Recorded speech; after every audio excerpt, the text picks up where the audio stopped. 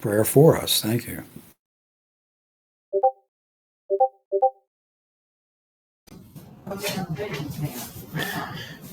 Let's open in prayer to begin the study tonight.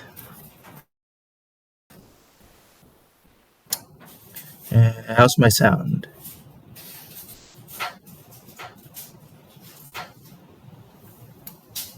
Good, I'm glad. Thank you.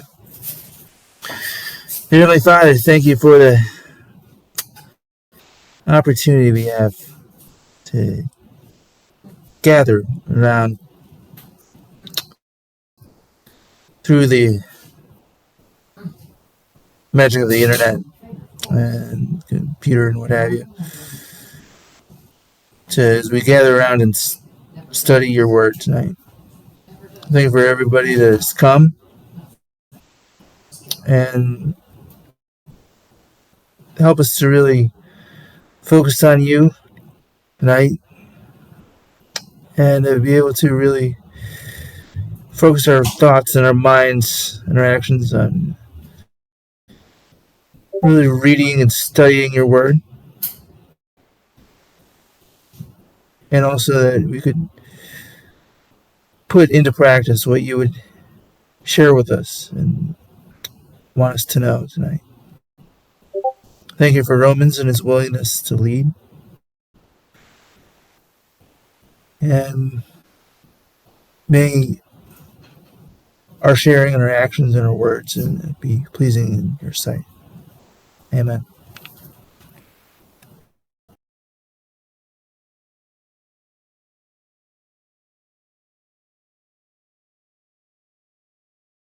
And amen. Thank you for that, violinist. Well, I'm going to get right underway. I am glad to see my core crew here tonight joining me.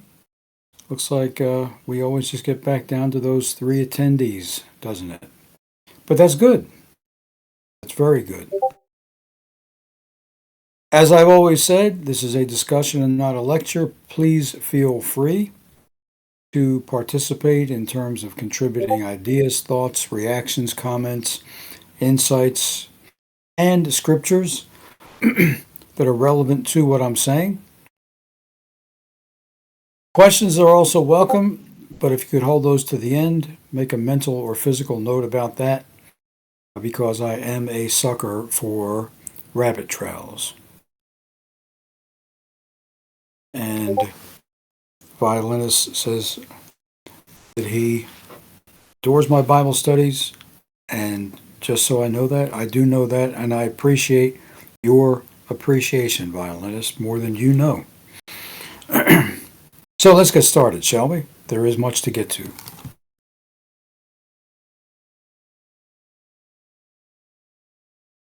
We are continuing in our series, Spiritual Growth.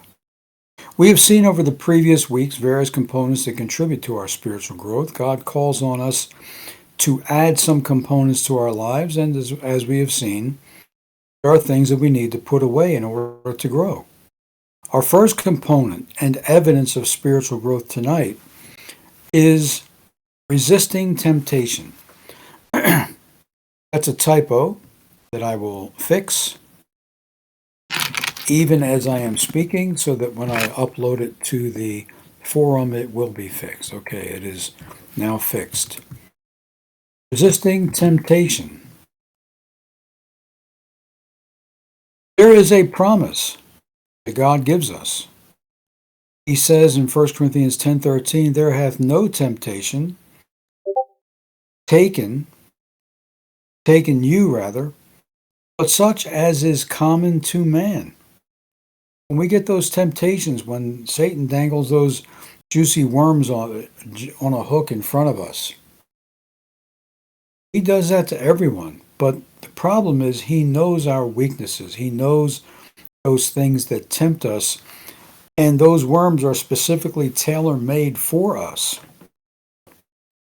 In spite of that, other temptations surely come that we may not be as tempted by, but he doesn't care how he tempts us. He just wants to tempt us.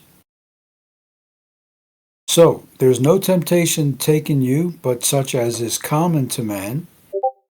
But God is faithful, who will not suffer you, not permit you to be tempted above that ye are able, but with the temptation also make a way to escape, that ye may be able to bear it. So keep that in mind. When you are under temptation, ask God to show you that unlocked back door so that you can get out of there. Tell God that you don't want to sin. This is tempting to you. This is a weakening factor to you. And if you have to physically remove yourself from wherever that temptation is, do it. There are scriptures that support that idea. The funny thing about temptation, think of this now. I may have mentioned this to this group in the past, but even if I have or not, Jesus told Peter, in no uncertain terms, tonight you're going to deny me 3 times. Tonight you are going to deny me 3 times. And before the cock crows, so while it's still dark, before sunrise, you're going to deny me 3 times. And where do we find Peter? He is in the judgment hall of Pilate, where Christ was brought after the arrest in the Garden of Gethsemane, where the probability and the likelihood of denying him was at an all-time high. There was no place in Jerusalem more likely to present Peter with the potential to deny him than among the people that just arrested him. And yet there he was. And I can't throw stones at Peter for doing that, because I've taken myself. I put myself in situations that increased the potential for sin. And when we find ourselves in those places, we need to get ourselves out of those places and remind God that He says He'll not suffer us to be tempted above that we're able to resist, but with the temptation, make a way to escape. And that is a prayer that God doesn't answer every prayer. But that is a prayer that I can't imagine Him saying no to. I can't imagine God saying, no, I think I'm going to leave you in this. You sincerely from the heart say, God, help me to bear up under this so that I'm not tempted. I can't imagine He's going to say, no, you're on your own, buddy. And so we need to keep that in mind as well. Albert Barnes says of this verse, there hath no temptation taken you. What temptation the apostle refers to here is not quite certain.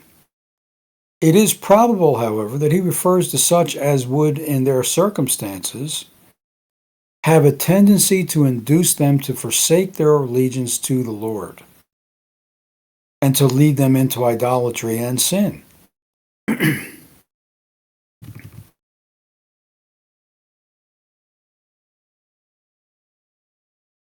These might either be open persecutions or afflictions on account of their religion, or they might be the various allurements which were spread around them from the prevalence of idolatry. They might be the open attacks of their enemies, or the sneers and derision of the frivolous and the great.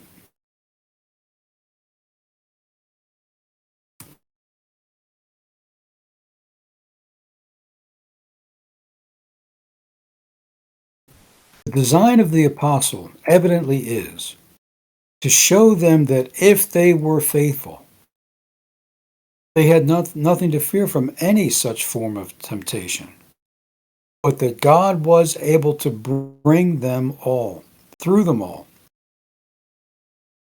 The sentiment in the verse is a very important one, since the general principle here is as applicable to Christians now as it was to the Corinthians 2,100 years ago. fact, it may be even more applicable now.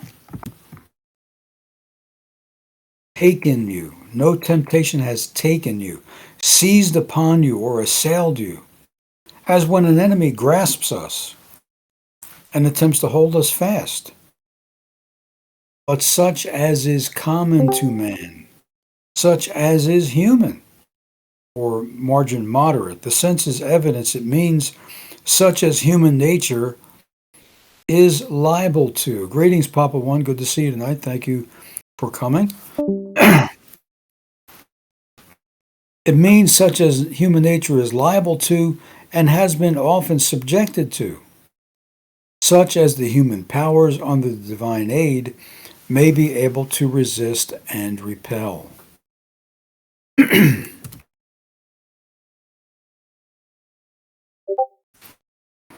The temptations which they had been subjected to were not such as would be suited to angelic powers, and such would require angelic strength to resist. But they were such as human nature had been often subjected to, and such as man had often contended with successfully.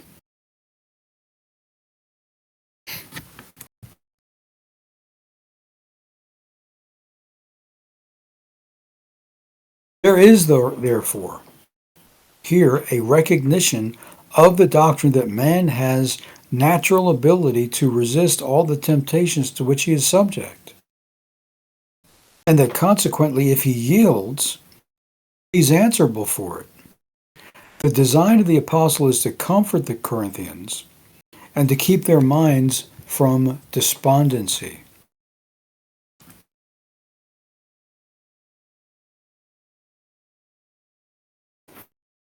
He had portrayed their danger. He had shown them how often he had shown them how others had fallen, and that they might be led to suppose that in such circumstances they could not be secure.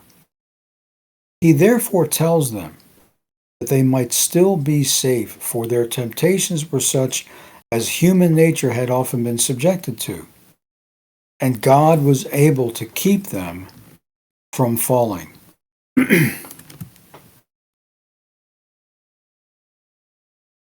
Paul tells us in so many words, but God is faithful.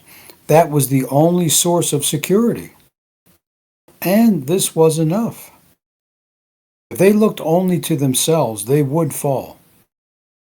If they depended on the faithfulness of God, they would be secure. The sense is not that God would keep them without any effort on their own, not that he would secure them if they plunged into temptation.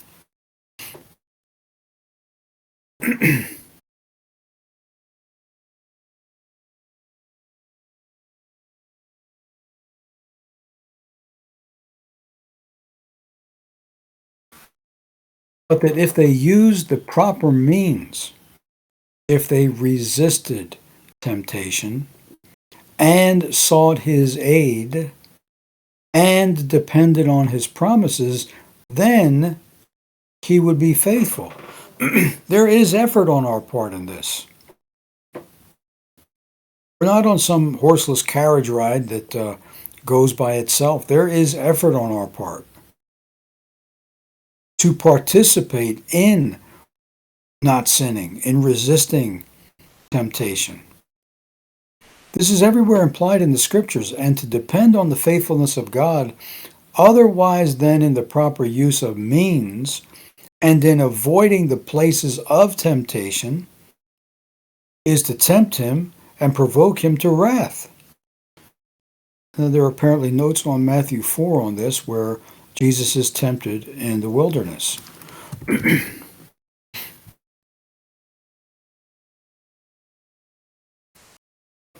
Who will not suffer you to be tempted? That is a general promise, just as applicable to all Christians as it was to the Corinthians.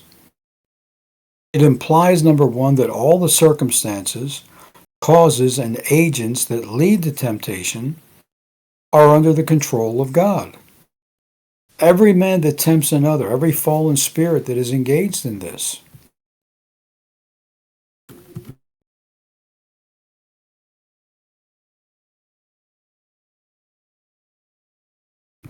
Every book, picture, place of amusement, every charm of music and of song, every piece of indecent statuary, and every plan of business or gain or ambition are all under the control of God. He can check them. He can control them. He can paralyze their influence. I love that phrase. And he can destroy them. And here there's a cross reference to Matthew 6 and verse 13.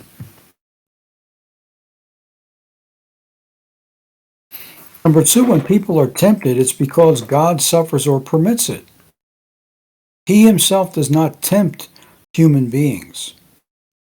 He doesn't infuse evil thoughts into the mind. He doesn't create an object of temptation to place in our way, but he suffers or permits it or allows it to be placed there by others. He does allow that to take place.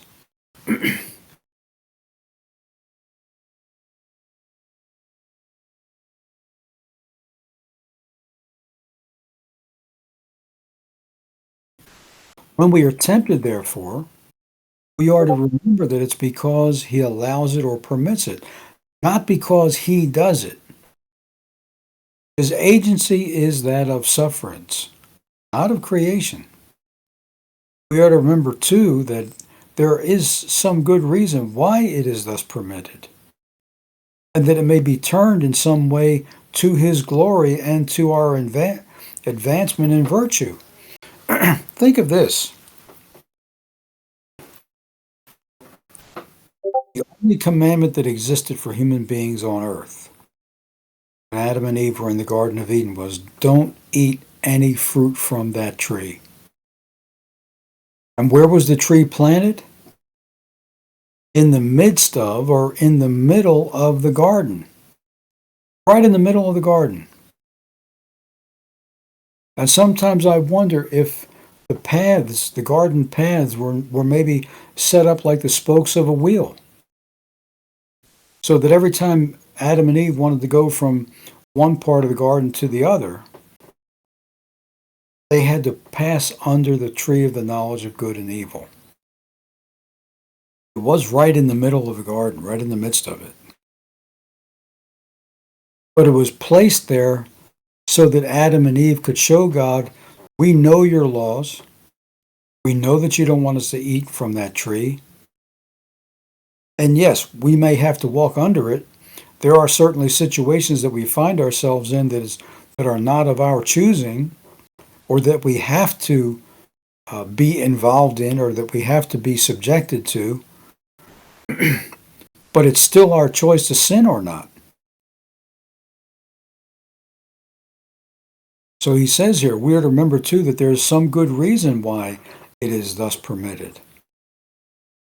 God tells us to choose him. He certainly could have recreated human beings as a race of robots that couldn't sin. He doesn't want that. He wants us to love him and to obey him because we want to. Because we want to please him and because we want to glorify him. Number three, there's a certain extent to which we're able to resist temptation.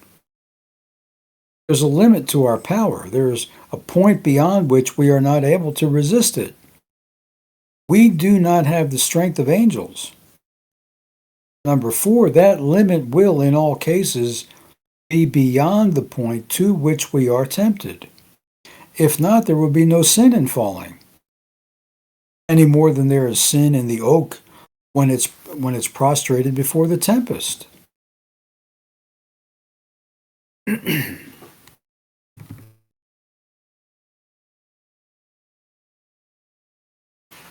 Number five, if people fall into sin, under the power of temptation,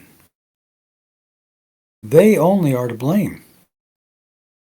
They have strength to resist all the temptations that assail them, and God has given them the assurance that no temptation shall occur which they shall not be able to bear, by his aid to resist in all instances. Therefore, where people fall into sin,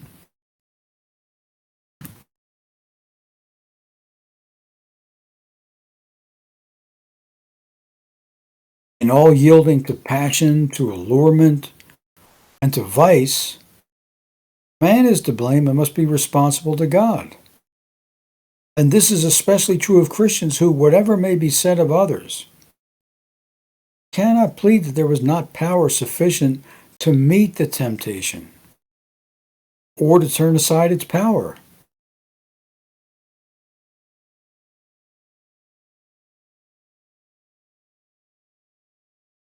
I've heard one minister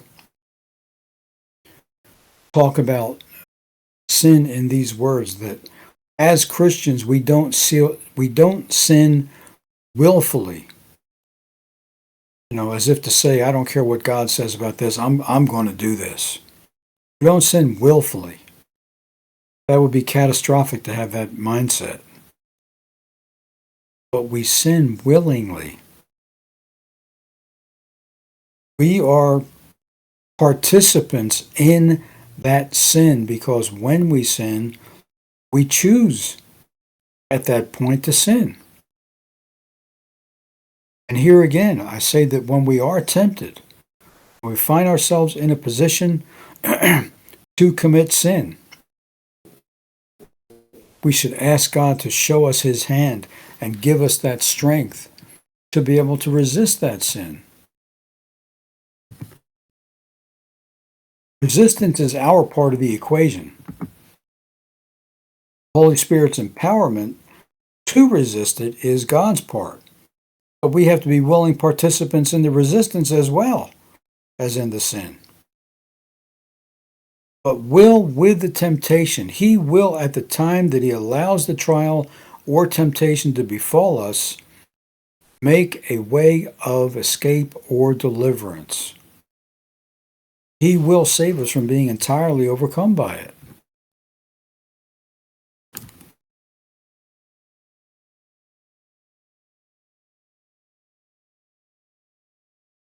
That ye may be able to bear it, or that you may be able to bear up under it or endure it. God knows what His people are able to endure, and He has entire control of all that can affect them. He will adapt all trials to their strength and will enable them to bear all that's appointed to them. It's a general promise, and it is as applicable to other Christians as it was to the Corinthians. It was to them a positive promise, and it is to us a positive promise. And to all in the same circumstances, it may be regarded as such now. It may be used, therefore, number one, as a ground of encouragement to those who are in temptation and trial. God knows what they're able to endure, and He will sustain them in their temptations. It matters not how severe the trial, or how long it may be continued, or how much they may feel their own feebleness. Yet He who has appointed the trial is abundantly able to uphold them. They may therefore repose their all upon Him and trust to His sustaining grace.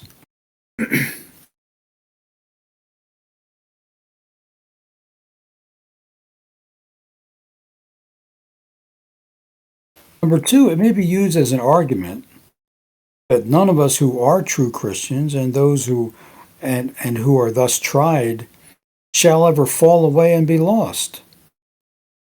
The promise is positive and certain that a way shall be made for their escape, and that they shall be able to bear it. God is faithful to them, and though He might suffer or allow them to be tempted beyond what they're able to bear, yet He will not, but will secure an egress or an exit from all their trials.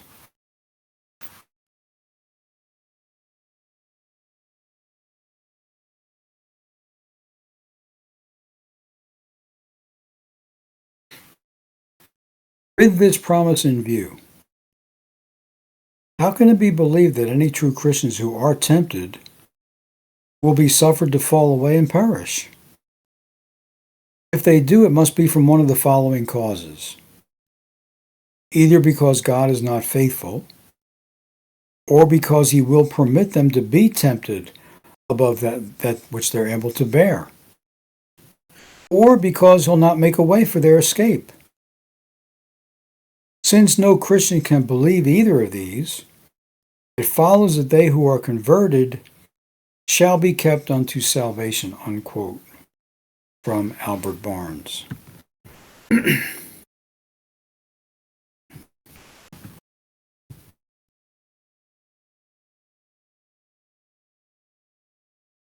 I do have to say this. I don't always agree with everything the commentators say. And in this case, I have to disagree with Albert Barnes, because the Bible does speak of, in John 15, in Hebrews 6, in Hebrews 10, in Paul's references to Christians who suffered shipwreck. In these cases, we're not really talking about temptation to sin. We're talking about grieving the Holy Spirit in terms of not keeping our intensity of being a Christian at the intensity of being at war. We are in a spiritual warfare. And so, as is depicted in the parable of the sower, the seeds are the word of God, and it falls and takes root in a variety of places. On stony ground, it burns up quickly because there's no place for the roots to go down. In other places, it it does take root, but the birds come and snatch it away. That's Satan snatching it away. In other places, it takes root and begins to grow. But thorns come up and choke the word, and they become unfruitful. Becoming unfruitful is not the result of temptation. It's the result of not continuing in the word of God. Jesus said, if you continue in my word, then you're my disciples indeed. In John 15, he said, I'm the root, you're the branches.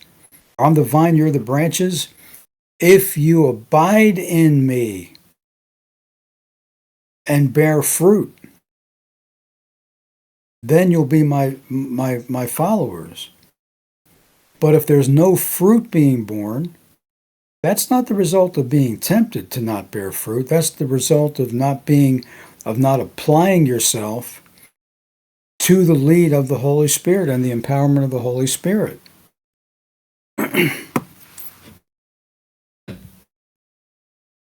But I couldn't read his conclusion without including that. I mean, think of what Jesus said when I return. He's going to say to some, I was hungry and you gave me to eat, thirsty and you gave me to drink, a stranger and you took me in, naked and you clothed me, sick and you comforted me, in prison and you came to me. And they said, well, when do we ever see you in any of those conditions? When you've done that to the least of my brethren, you've done it unto me. And then he turns to the other side and he says, you haven't done any of those things. Not living up to your Christian calling is not a matter of temptation. Grieving the Holy Spirit and quenching the Holy Spirit is not a matter of temptation. It's of yielding to temptation. It's a matter of not applying ourselves to being a Christian. We are at war. You can't lay your guns down and defect.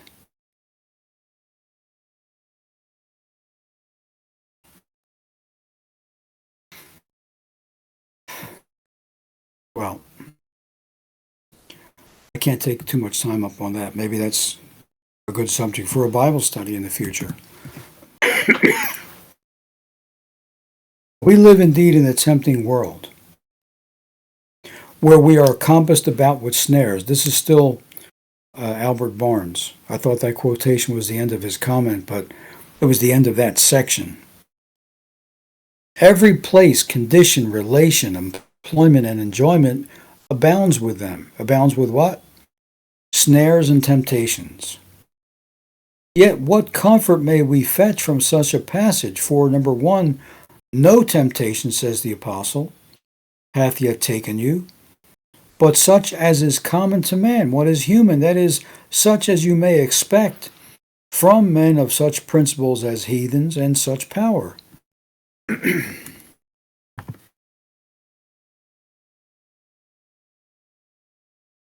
Or else such as is common to mankind in the present state. Or else such as the spirit and resolution of mere men may bear you through. Note, the trials of common Christians are but common trials. Others have the like burdens and the like temptations. What they bear up under and break through, we may also.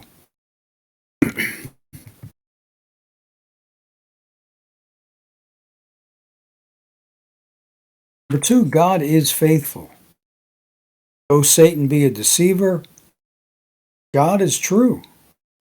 Men may be false, and the world may be false, but God is faithful, and our strength and security are in him. He keepeth his covenant, and will never disappoint the filial hope and trust of his children.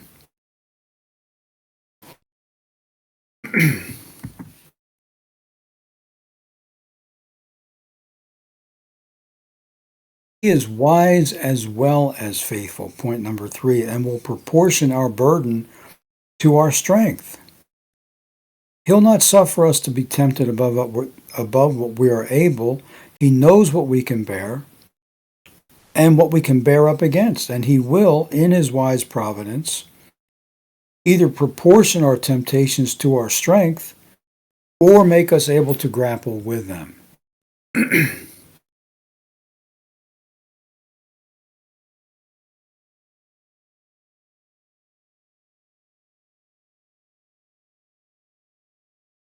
He will take care that we not be overcome if we rely upon him and resolve to approve ourselves faithful to him. We need not perplex ourselves with the difficulties in our way, when God will take care that they shall not be too great for us to encounter, especially.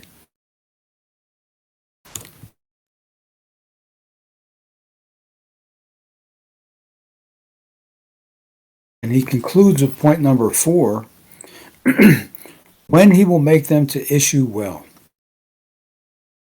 He will make a way of escape, either the trial itself or at least the mischief of it. There's no valley so dark, but he can find a way through it. No affliction so grievous, but he can prevent or remove or enable us to support it, and in the end, overrule it to our advantage.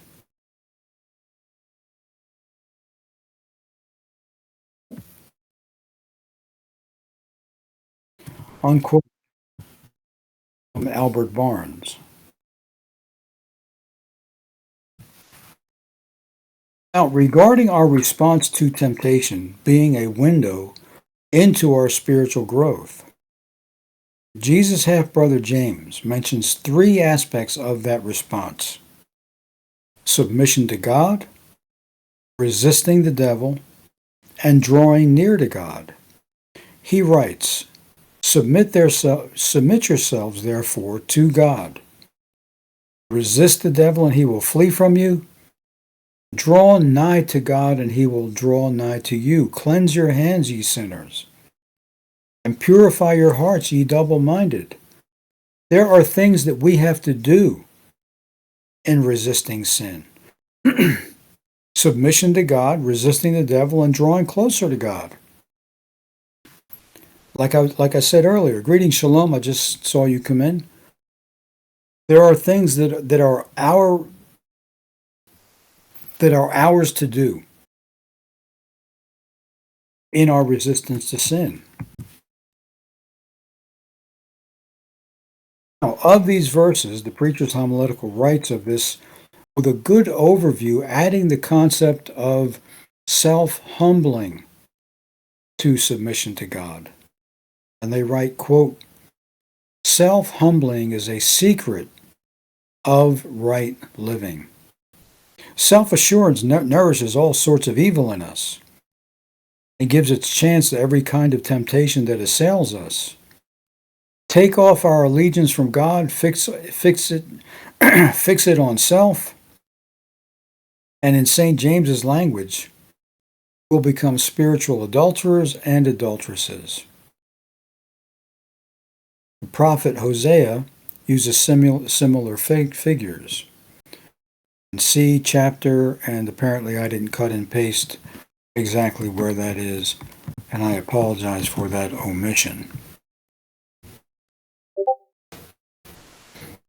Number 2, then if that over-magnifying of the self is cause of wrong relations with God and wrong relations with our fellow men, clearly what is necessary and what for ourselves may be the duty of the hour is humbling the self, mortifying our members which are upon the earth, or as St. Peter puts it, humbling ourselves under the mighty hand of God, that he may exalt us in due time.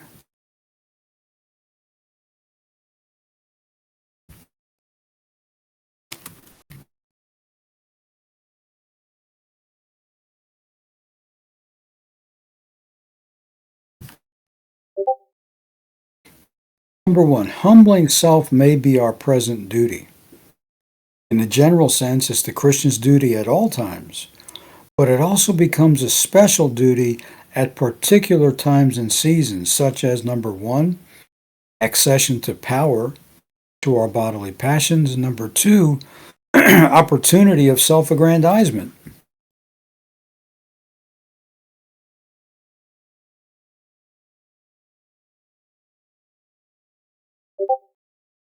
Number 3, prevailing sentiments unduly exalting man. Number 4, influence of public teachings that tend to nourish man's pride. And number 5, circumstances especially exciting unworthy and perilous feelings. It is said that a man's self is his greatest enemy. He who has conquered himself need fear no other foe.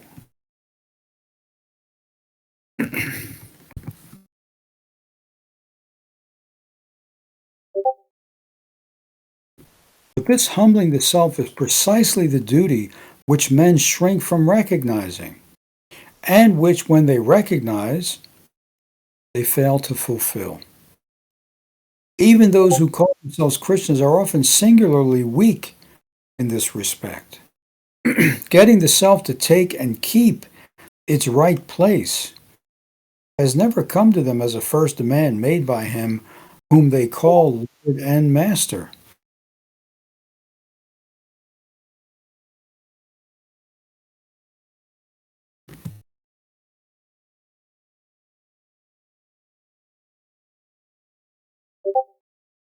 Number 2, in humbling self, we have a most serious work to do.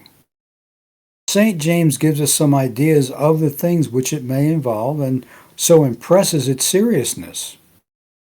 Number 1, it may require a resolute mastery of our wills, a forcible compelling ourselves to yield to God's ordering of life for us.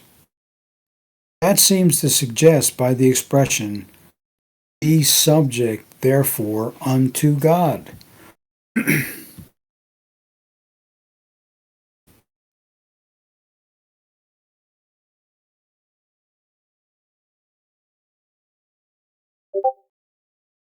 Number 2, it may include determinedly putting aside self-interests in order to secure time for communion with God and soul culture. This seems to be indicated in the counsel, draw nigh to God. Number 3, it is almost certain to require on some resolute dealing with our conduct in life.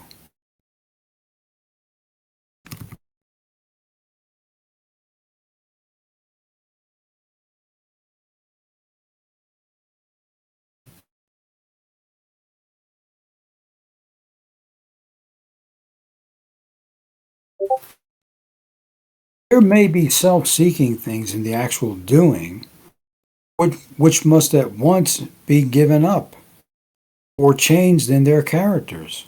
This seems to be suggested by the strong demand, cleanse your hands, ye sinners. And number four, it may very possibly be necessary to secure outward and bodily helps to self-humbling, self-mortification. Because men have gone to extremes of abusing themselves in misdirected efforts to secure self-abasement, we need not fear to look at the reasonable and practical demand of St. James.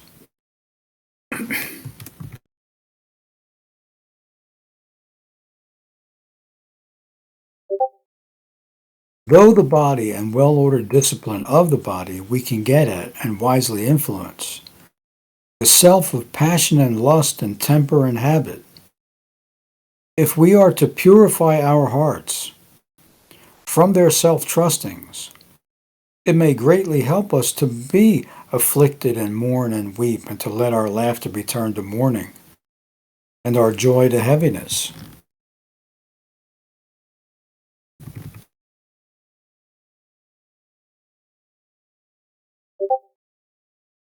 Number three, in humbling self, we have a great foe to resist. It's as if there was a spirit in this self, as if it was not ourselves that we had to fight, but a separate and outward foe. Whatever view may be taken of the personality of the evil spirit, the evil self is personified, though of as active and as a foe to be resisted. Compare St. Paul's expression, the motions of sins in our members. The devil may also be taken as personifying all those conditions and relationships of life which appeal to and influence and strengthens the self.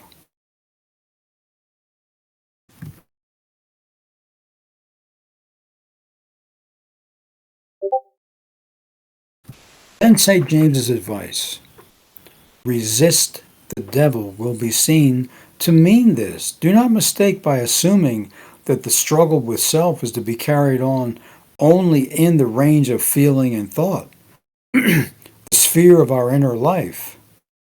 There is also an outward sphere, a conflict with forces of evil that are ever at work, strengthening the self. He then who would humble himself must fight against what are called principalities and powers.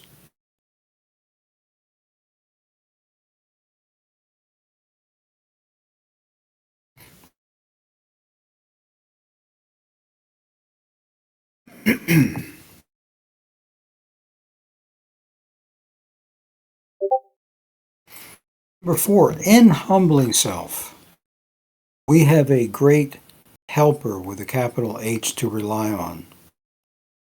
But he giveth more grace. He will draw nigh to you. He will exalt you.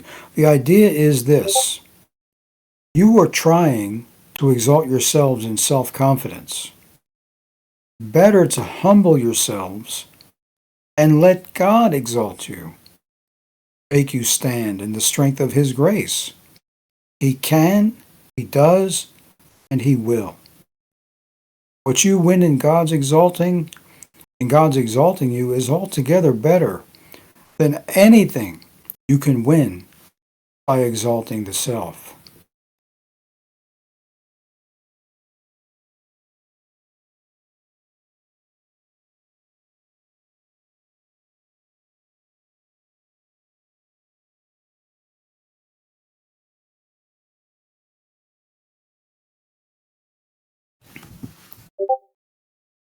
Albert Barnes adds to this, submit yourselves therefore to God. That is, in His arrangements for obtaining His favor. Yield to what He has judged necessary for your welfare in this life that is, and your salvation in the life to come. The duty here enjoined is that of entire acquiescence in the arrangements of God, whether in his providence or grace. All these are for and submission to them is required by the spirit of true humility. Greetings, Danielle. I didn't see you come in. Welcome to our discussion.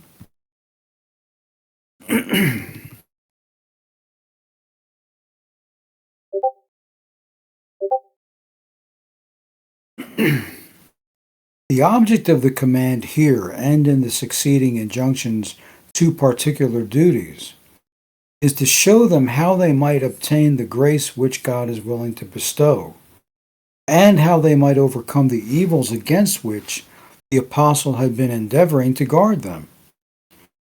The true method of doing this is by submitting ourselves in all things to God.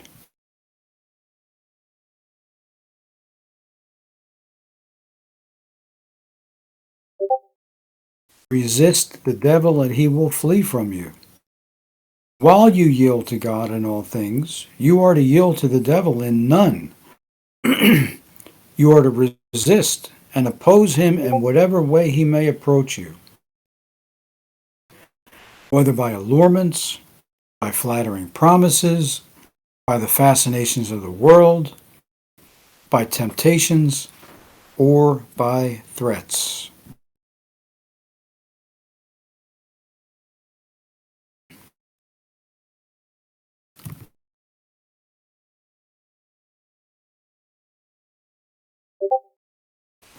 At this point in Albert Barnes' commentary, there's a cross-reference to 1 Peter 5:8-9, which also speaks of resisting the devil. And so I'd like to read that to you.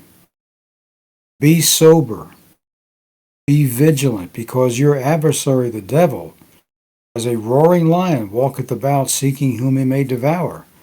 In verse 9, whom resist, steadfast in the faith, knowing that the selfsame afflictions are accomplished in your brethren that are in the world.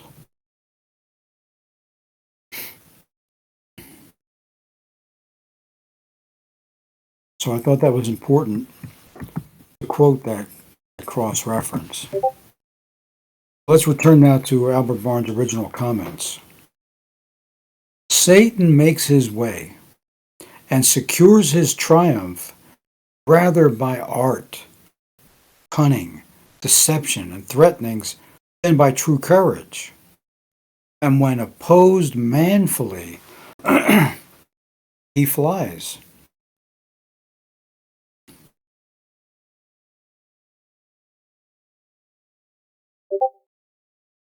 The true way of meeting him is by direct resistance rather than by argument, by steadfastly refusing to yield in the slightest degree, rather than by a belief that we can either convince him that he's wrong or can return to virtue when we've gone a certain length in complying with his demands.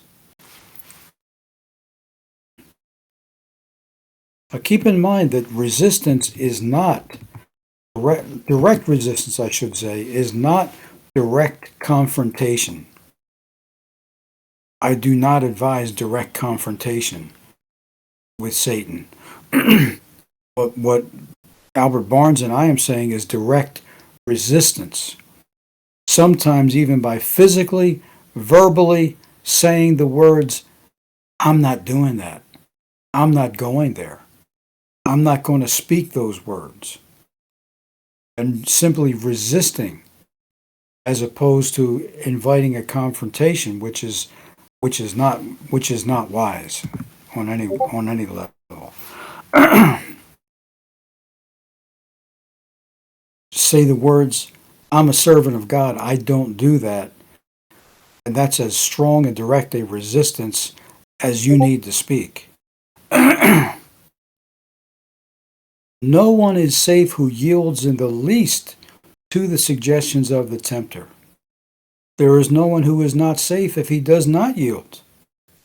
A man, for example, is always safe from intemperance if he resists all allurements to indulgence, in strong drink, and never yields in the slightest degree, no one is certainly safe if he drinks even moderately.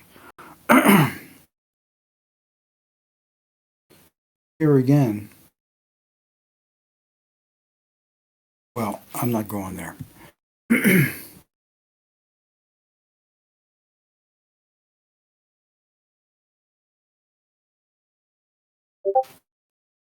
Draw nigh to God, and he will draw nigh to you.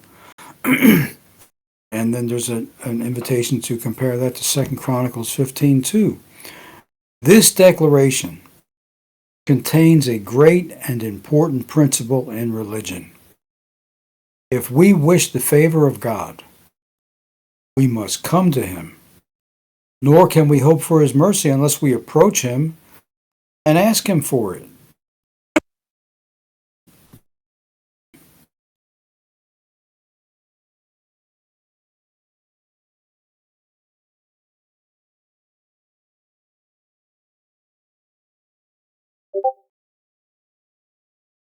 We cannot come literally any nearer to God than we always are, for he is always round about us.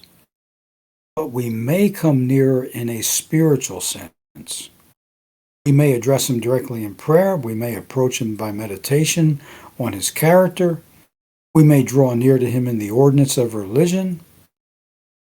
We can never hope for his favor while we prefer to remain at a distance from him. None who in fact draw near to him will find him unwilling to bestow on them the blessings which they need.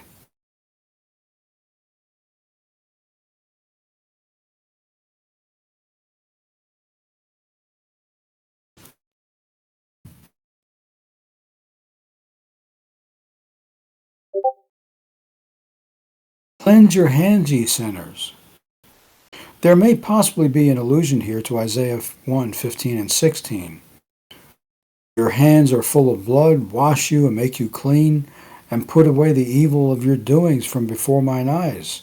Cease to do evil. So James may be alluding to that.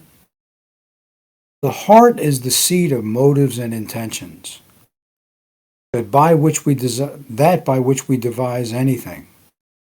The hands are the instruments by which we execute our purposes. The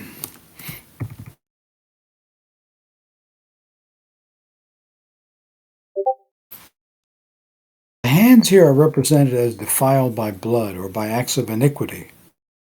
To wash or cleanse the hands was, therefore, emblematic of putting away transgression. And he gives cross references here in Matthew and Deuteronomy and Psalms.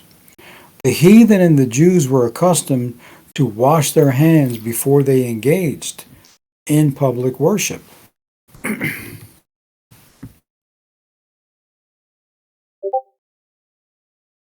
particular idea here is that in order to obtain the favor of God, it is necessary to put away our sins, to approach him with a desire to be pure and holy. The mere washing of the hands in itself could not recommend us to his favor, but that of which the washing of the hands would be an emblem and would be acceptable in his sight.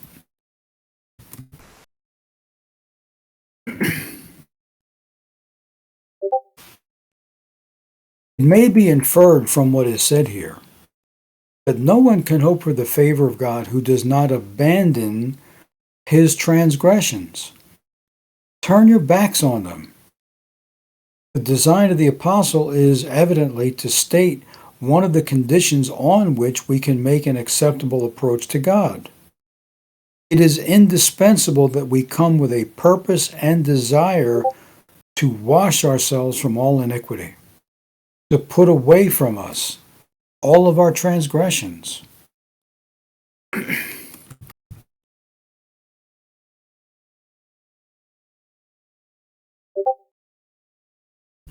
So David said, I will wash my hands in innocency.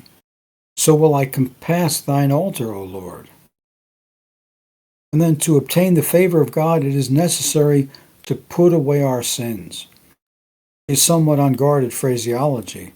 If the favor of God were not obtained but on this condition, none would ever obtain it. The passage is a strong injunction to holiness and singleness of heart. It does not say, however, that by these actions we obtain acceptance with God.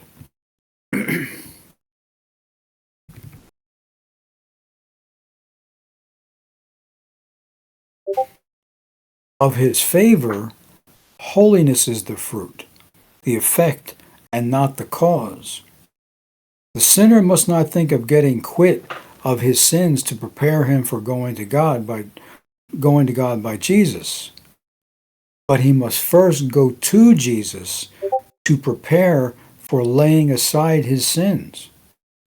Yet in every approach to God, it is true there must be a desire to be free from sin.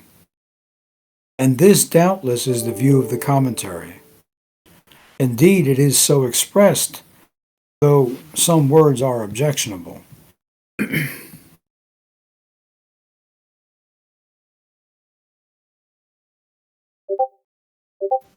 Purify your hearts. That is, do not rest satisfied with the mere external reformation, with putting away your outward transgressions.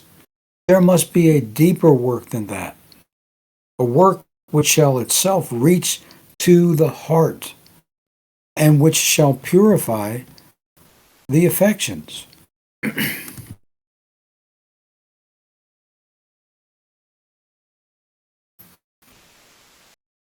agrees with all the requisitions of the Bible and is in accordance with what must be the nature of religion. If the heart is wrong, nothing can be right. If, while we seek an external reformation, we still give indulgence to the secret corruptions of the heart, it's clear that we can have no true religion.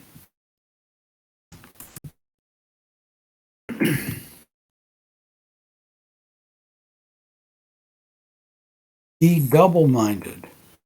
The apostle here seems to have had his eye on those who were vacillating in their purposes, whose hearts were not decidedly fixed, but who were halting between good and evil. The heart was not right in such persons. It was not settled and determined in favor of religion, but vibrated between that and of the world. The proper business of such persons, therefore, was to cleanse the heart from disturbing influences, that it might settle down in unwavering attachment to what is good.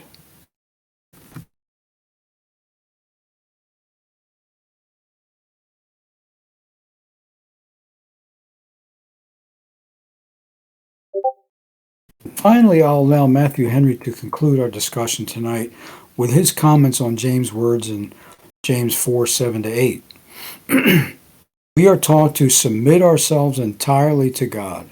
Submit yourselves, therefore, to God. Resist the devil, and he will flee from you, in James 4:7.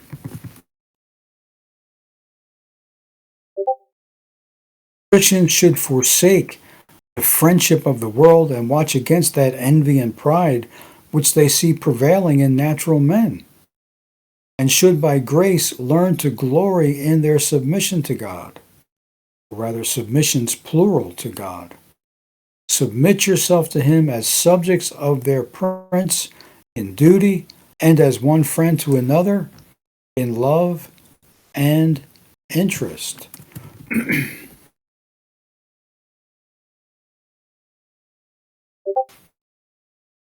Submit your understandings to the truths of God. Submit your wills to the will of God, the will of his precept, the will of his providence. We are subjects, and as such must be submissive, not only through fear, but through love, not only for wrath, but also for conscience sake. Submit yourselves to God as considering how many ways you are bound to this, and as considering what advantage you will gain by it.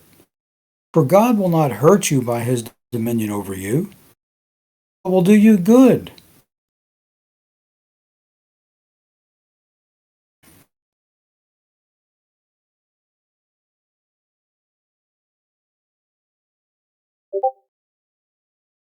Now, as this subjection and submission to God are what the devil most industrially strives to hinder, so we ought to, with great care and steadiness, resist his suggestions. If he would represent a tame yielding to the will and providence of God as what will bring calamities, and exposed to contempt and misery, we must resist these suggestions of fear.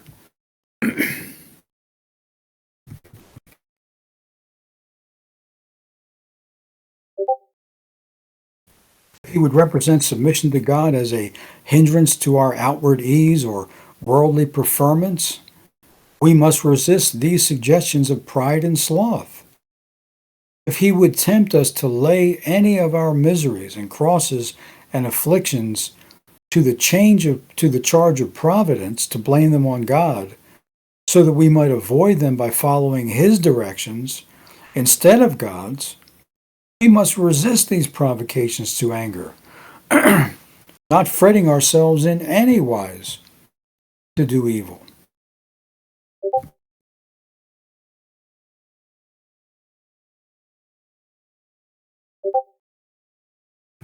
Let not the devil in these or the like attempts prevail upon you, but resist him, and he will flee from you.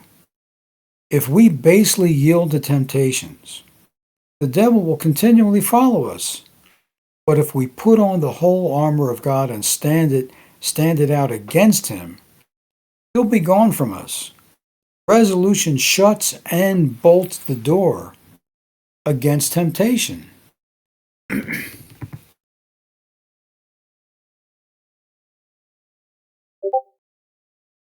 We are directed how to act towards God and are becoming submissive to him in James 4:8-10. Draw nigh to God. The heart that has rebelled must be brought to the foot of God. The heart that was distant and estranged from a life of communion and converse with God must become acquainted with him. Draw nigh to God in his worship and institutions and in every duty he requires of you.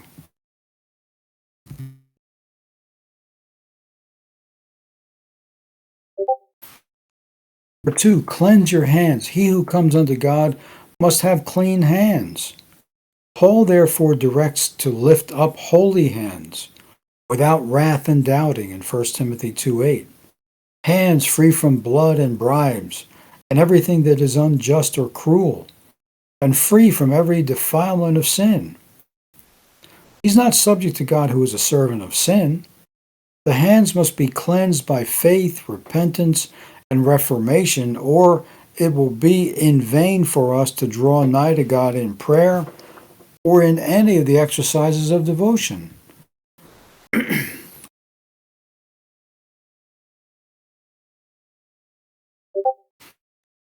Number 3, the hearts of the double-minded must be purified. Those who halt between God and the world are here meant by the double-minded. To purify the heart is to be sincere, and to act upon this single aim and principle rather than to please God, rather to please God than to seek anything that's in this world. Hypocrisy is heart impurity, but those who submit themselves to God aright will purify their heart as well as clean their hands. And finally, number 4, Henry concludes, humble yourselves in the sight of the Lord. Let the inward acts of the wood be suitable to all those outward expressions of grief, affliction, and sorrow before mentioned. Humility of spirit is here required, as in the sight of him who looks principally at the spirits of men. Let there be a thorough humiliation in bewailing everything that is evil. Let there be great humility in doing that which is good. Humble yourselves. Unquote. From Matthew Henry. Humility, submission to God, resisting Satan, and drawing near to God are all components and evidence of spiritual growth. But we're still not finished in examining this subject. I plan, God willing, to continue to review and examine what God's Word has to say in instructing us regarding spiritual growth. And I invite all of you to join me next week at this same time and place.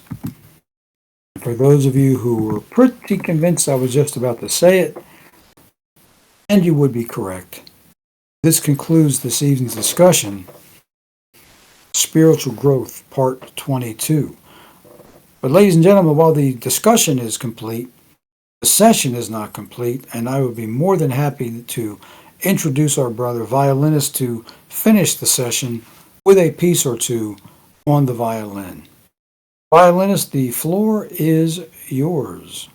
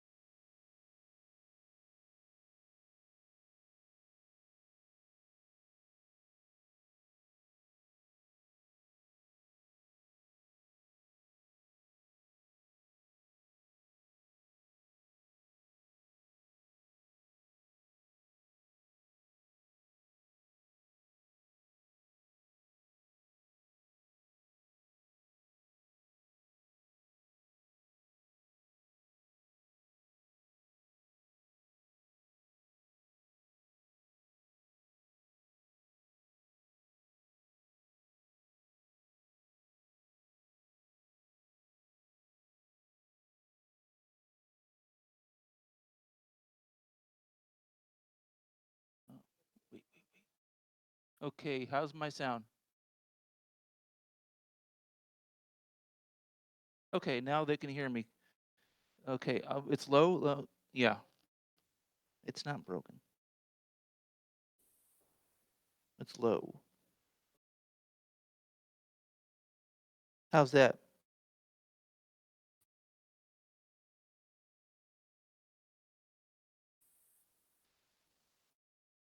Okay, it's still low. Okay, I turned it up on my end as loud as I can.